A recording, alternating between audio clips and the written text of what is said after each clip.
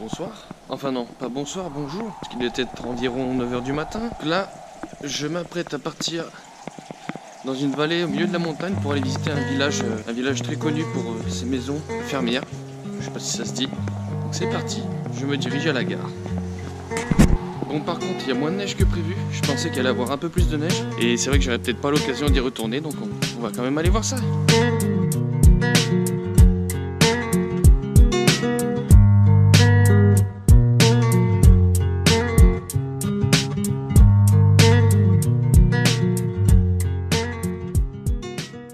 Donc en fait ici, pour vous remettre un petit peu dans le contexte, je me situe dans un village perdu au milieu d'une vallée dans les Alpes japonaises.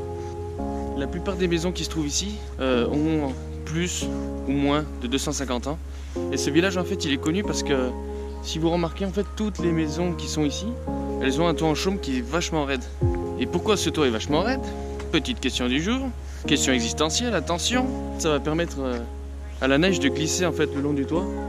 Donc ça va tout simplement permettre à résister à d'importantes chutes de neige.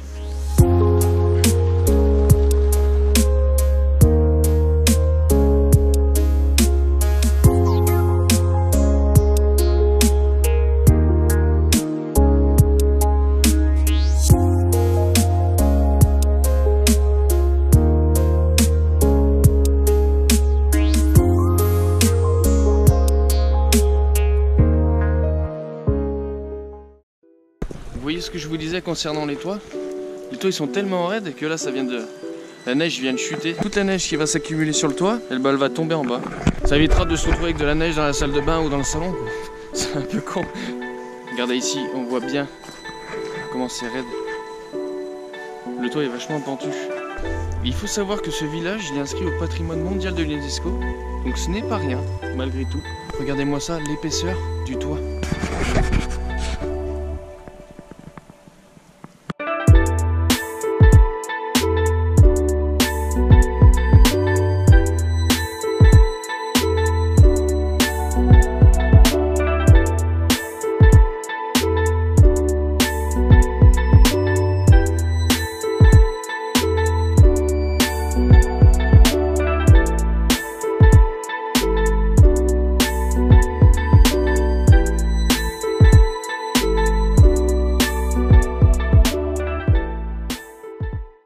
J'ai failli avoir une crise cardiaque, sans déconner. Parce que vu que les toits sont super raides, il y a de la neige dessus. Et en fait, après, au bout d'un moment, la neige elle glisse. Et là, tout à l'heure, j'étais en train de filmer une vidéo. Et puis j'entends le. Je putain, c'est quoi ce bordel? Oh, putain. À la fin de la journée, je vais avoir le cœur qui va. Ça va m'arriver, ça, c'est sûr, ça. Et là, je vais rien comprendre dans ma vie. Putain, ça fait. Putain. Bon, je crois que j'ai trouvé où c'est que je vais manger. Alors, ce serait sur une base de pâtes. Là, c'est à 1000 yens à peu près. Sachant que 1000 yens, ça fait à peu près 7,80 €. Donc bon, ça va quoi.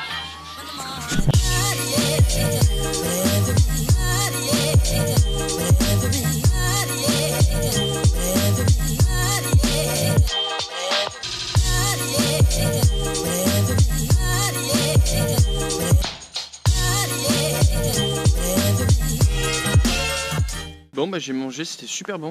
Je pensais que ça allait être blindé vu que c'est assez touristique. Et en fait je me rends compte que si tu sors juste des ruelles principales, et ben il n'y a plus du tout de touristes quoi. Je dis tu vois le restaurant ça va être blindé vu qu'il fait froid, les gens ils vont tous vouloir manger. J'arrive dedans, personne, la nana super sympa, c'était super bon, le cadre était magnifique. Ouais choqué en vrai, c'était trop bien. Tu sais quand tu visites un truc, tous les gens se suivent. Alors je comprends pas, soit ils se disent putain, ils vont tous là, alors c'est qu'il doit y avoir un truc à voir. Soit c'est tous des toutous et puis ils vont tous au même endroit. Alors que regardez ici, là, je me dirige à un endroit, et ben je suis tout seul, personne n'y va. Et c'est plus authentique.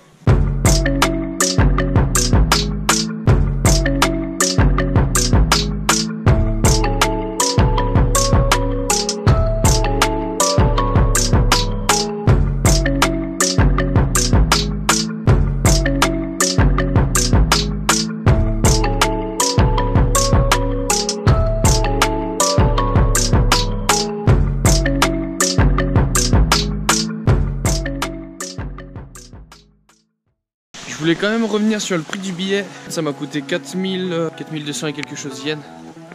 Donc ce qui fait à peu près presque 40 €. Donc c'est vrai que c'est cher quand même, mais tu sais quand tu compares, ici les transports sont hyper fiables. C'est tout le temps à l'heure, ou presque, c'est tout le temps à l'heure, c'est propre, enfin c'est agréable quoi. Alors que chez nous, tu vois, tu payes une couille, tu vas à Paris, tu payes 120 €, t'as ton train qui a 20 minutes de retard, c'est cher, mais derrière il y a le service qui suit donc. Donc là je viens juste de tomber sur une dame il y a juste quelques minutes qui m'expliquait qu'en fait à l'intérieur de toutes ces maisons, donc qui sont faites en bois, hein, qui est inflammable, et bien à l'intérieur ils font des feux. Donc il y a 3 raisons à cela. Premièrement, ils font un feu pour chasser l'humidité de la maison et garder une bonne atmosphère à l'intérieur. Deuxièmement, ça permet de préserver la toiture, préserver la maison. Et troisièmement, ça sert à protéger la maison contre les insectes. En fait, toute la fumée qui va se générer du feu, bah, ça va être bénéfique en fait pour l'habitat. Ça me fait vraiment penser au village d'Astérix Obélix. Je sais pas pourquoi, mais les maisons comme ça, je me dis que je vais rentrer dedans, me mettre au coin du feu avec une petite soupe et voilà. C'est un peu chiant de filmer par contre parce que du coup la neige elle se fout sur l'objectif. On va rien voir, toute la vidéo va être floue. Putain, je m'en prends partout.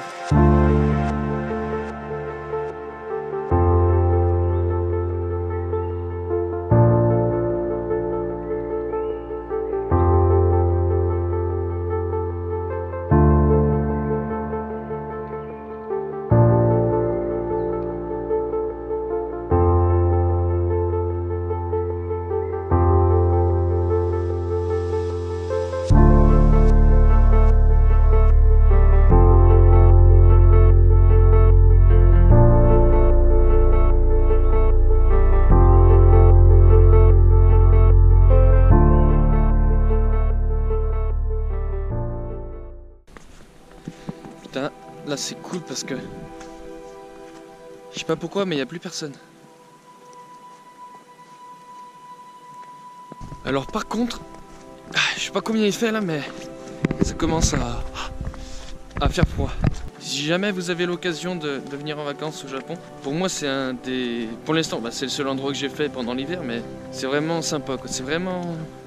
Ouais, on se sent transporté quoi quelque part. Alors là il fait actuellement 1 degré. 1 degré, ça va. Donc là en fait, j'attends que la nuit tombe pour voir le village de nuit avec les petites lumières et tout ça. Donc l'observatoire est juste derrière, je me caille les couilles. Il n'y a plus aucun café d'ouvert, donc faut savoir qu'au Japon, des machines comme ça, il y en a quasiment tous les 100 mètres. Donc du coup, je pense que je vais partir sur un petit café au lait. Putain, je sens même plus mes doigts.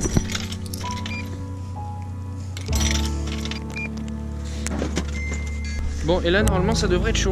Oh putain. Ah yes, le bonheur. Ah ouais. Je remercie ce distributeur.